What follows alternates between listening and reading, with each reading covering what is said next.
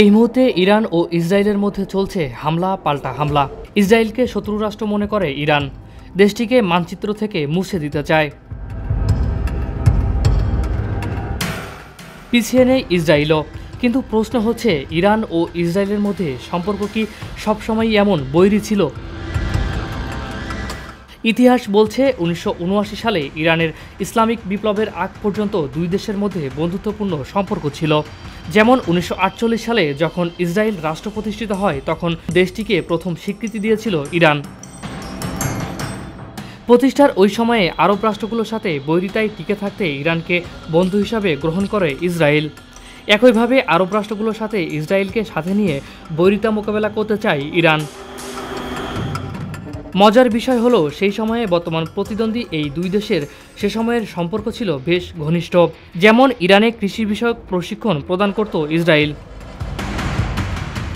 এছাড়া ইরানের armed force গঠনে প্রযুক্তিগত জ্ঞানের প্রসারেও সহায়তা করত ইসরায়েল। এর বিনিময়ে নতুন জন্ম নেয়া রাষ্ট্রটিকে জ্বালানি সহায়তা দেয় ইরান।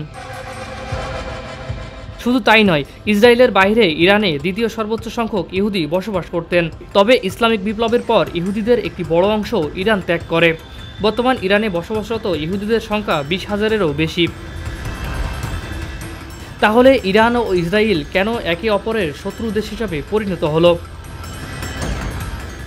ইতিহাস বলছে 1979 সালে ইসলামিক বিপ্লবের মাধ্যমে আয়াতুল্লাহ রুহুল্লাহ খোমেনি ক্ষমতায় আসার পর ইসরায়েলের সঙ্গে আগের সব চুক্তি বাতিল করে ইরান। ক্ষমতায় এসে ফিলিস্তিন ভূখণ্ড দখলের জন্য ইসরায়েলের তীব্র সমালোচনা করেন খোমেনি।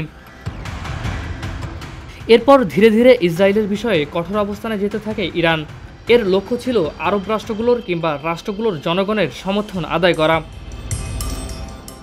1982 সালে ইসরায়েল যখন লেবাননের দক্ষিণ অঞ্চলে চলমান গৃহযুদ্ধে হস্তক্ষেপ করে, ইরানের খোমেনি সরকার লেবাননের রাজধানীর বৈরুতে শিয়া মিলিশিয়াদের সমর্থনে ইরানিয়ান রেভলিউশনারি গার্ড সদস্যদের প্রেরণ করে। এই সমর্থনের মাধ্যমে তৈরি হয় হিজবুল্লাহ। হিজবুল্লাহ মিলিশিয়ার সদস্যদের বর্তমান লেবাননের ইরানি প্রক্সি হিসাবে পরিচিত।